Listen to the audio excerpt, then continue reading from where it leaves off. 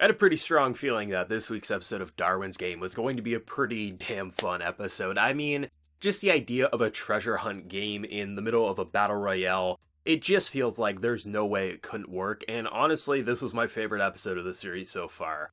Like, just the overall idea that you have such a brutal environment, a brutal game that these characters are playing. Most likely, a lot of them are doing it for either the thrill or for the financial gain, as seen by a single ring, pretty much setting you up for the year and then some. I love the idea that when the tutorial is basically being explained, you got like this 8-bit, very upbeat music, a very chibi tutorial. It's basically what you would expect from pretty much any mobile game that you're playing, and you're basically getting the how-to of the mission or the little quest of the month, the quest of the day, and it was just so adorable and twisted to see the explanation and how this game is happening as we have our central character Kaname just terrified for his life, and that's what you want to see, like both just like the information, the fundamentals, how things are operating and kind of like going down. You want to understand why this is happening, which we're getting a little bit of an understanding with seeing characters spectating, kind of getting a kick out of the thrill for them. So you're understanding like how the funds are being handled because you got probably a lot of rich donors just wanting to basically watch it like a sporting game or something to that nature. You're understanding why characters are participating or just kind of got roped in, unfortunately for them, such as our main character. But then you're getting a good understanding of how this event is operating while also understanding why our main character is so scared for his life. And I'm sure there's going to be some people who will look at some situations in this episode like Kaname not being able to pull the trigger against someone who's trying to kill him. But there's a core characteristic that has been ingrained in humans over generations, and that's not to kill. There's plenty of cases that you can read that have happened where someone's life was in danger and they couldn't defend themselves. Even by taking another life to save themselves, they weren't able to do so, and either they ended up very wounded or dead, or fortunately for them, something else helped to save them. Humans in general, they can't kill, so the idea that we have a character who is very just shaken in fear, this is a very new situation for him. This is only episode 3, a few days into this environment. He shouldn't be able to just switch from a normal high school student to being able to pull a trigger even if a gun is pointed his way. And the fact that they are going that direction to actually make it feel like a believable character, even at the cost of a lot of people saying, oh, this isn't badass enough, is something I deeply respect for this anime. I really enjoyed this episode because it felt like just him running away for his life. And that's another thing that may get criticized, but the idea that you have characters such as the analyst or now our central character just wanting to run away, not wanting to fight, not only is it actually a pretty good strategy, as long as you can basically secure the objective, which in this case it's 3 rings, not only will you get a nice little financial bonus there, you'll also be able to survive, as only, I guess right now, only a third of the people in this 200 characters, give or take, are going to get out of this alive. So obviously you have to do that, you have to meet the objective, but there is a legitimate strategy to just not wanting to kill and just run away, because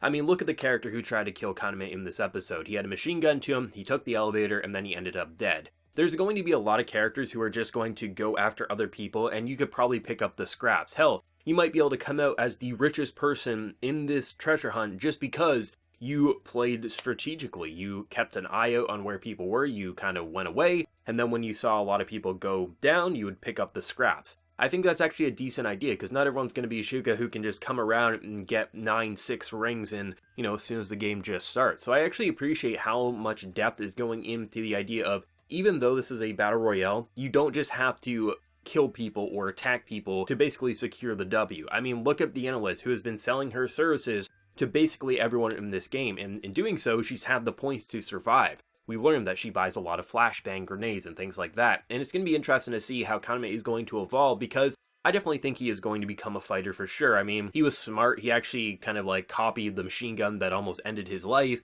and he realizes that the person who's basically been controlling these corpses and basically blocking off the paths and entrances and things like that has been using surveillance cameras in this building, so he's going to go say hello. Like, not only does he have to do that so he can get out of this building, but also he understands there is a time and place to fight. So I do appreciate that. They're actually going in the direction of, rather than just making him a super badass, they're giving him time to actually feel like a terrified person, and if he's by himself, he's going to be shaken in fear because he doesn't have his badass partner to save the day, or he doesn't have basically the courage to do anything. And that is something that people will criticize. I've seen it plenty of times throughout anime's run, and people saying, oh, why didn't he pull the trigger? Or why didn't he defend himself? His life was in danger. But people in general can't do that. Most people can't. There is obviously some who can. And yes, you can call them heroes, or maybe they just were kind of twisted in their own way and just were waiting for that moment to basically unleash their true selves.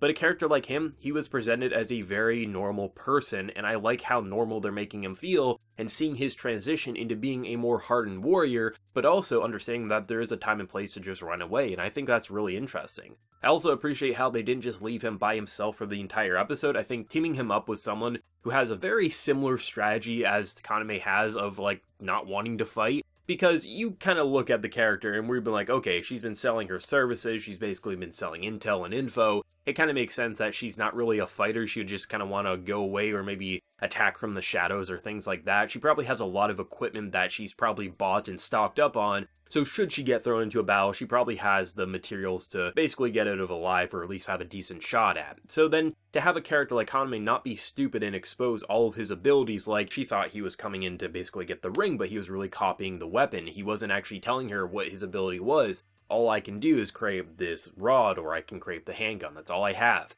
I like how characters aren't actually acting all that stupid, and those who do generally get killed, and that's something that definitely is refreshing. Like, he's obviously a newbie to this game, and he shouldn't be a master at how everything is happening. Yes, he's had a 3-win streak, but that's basically all been luck, and I like how luck is kind of the best thing in this world, as you kind of look at the strength and the skills of a lot of these characters, and they still end up dead because they get overconfident, where you have a character who runs for his life, and just by the buzzer going off, or just a natural phenomenon, he ends up succeeding. And even though he forfeited the match in the middle of this tower, it doesn't actually count as a player match, so his win streak is not interrupted, and then also the person who tried killing him got killed in the elevator. So it's like, it just kind of makes sense of how things are happening in this world. And I'm sure there's going to be like those things like, oh, it feels like he has plot armor because even though this guy could have killed him, he didn't. But it's definitely this overconfidence that I think is going to bite a lot of characters in the ass. Those who obviously just enjoyed the thrill of the kill, they're going to do whatever they want. And there's going to be others who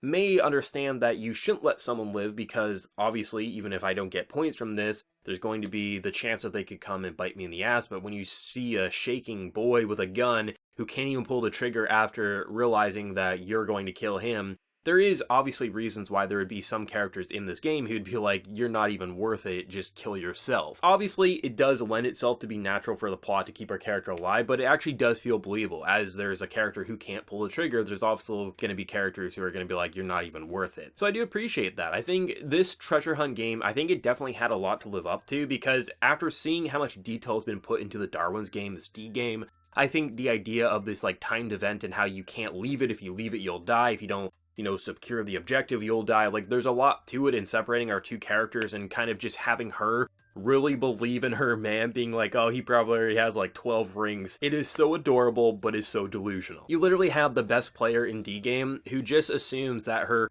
hopefully future boyfriend is just the best. There's no way I would have lost unless he's the greatest player in this game, and she can't even comprehend that he's actually just a very lucky bastard at the end of the day. And I love those little moments, and just seeing how easy it is for her to take on 5-6 people at a time. It's just a play date. It's like, it's not even a struggle to her. Like, there is so many ways for this cast to truly get interesting. And I think the idea of, like, after they do get out of this building, if the analyst does survive this, I'm curious what the relationship will be like, because I'm sure she'll start selling information to Kaname directly, but it'll be interesting to see, like, more events and just how the partnerships and teamwork will kind of evolve, because it kind of feels like right now we kind of have a trio right now. We got 2 girls and we got Kaname here, and obviously not everyone is going to survive this game. I think there can only be one winner at the end of the day. So I'm just curious, like, to see where they truly want to go with this story, because it's pretty interesting. Obviously, we're not going to see the end at the end of episode 11. This is an ongoing manga. We only have 11 episodes, but still,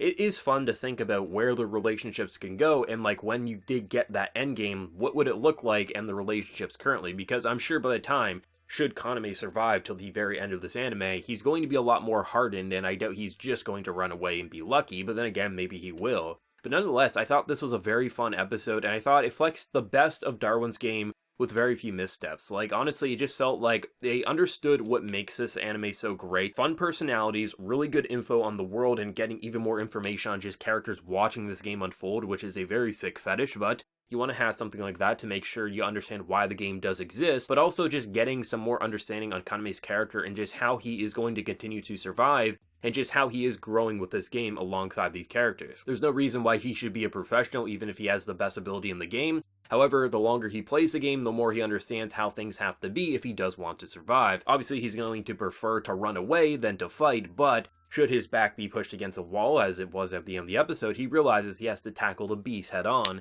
that's all I asked for this character, to evolve at a natural and realistic pace, and so far they're doing a great job at that. I thought this was a very fun episode of Darwin's Game, but as always, let me know your thoughts down in the comment section below. If you enjoyed the video, be sure to drop a like, and remember to hit that subscribe button if you happen to be new around here. So until next time, everyone, please take care and have a good one.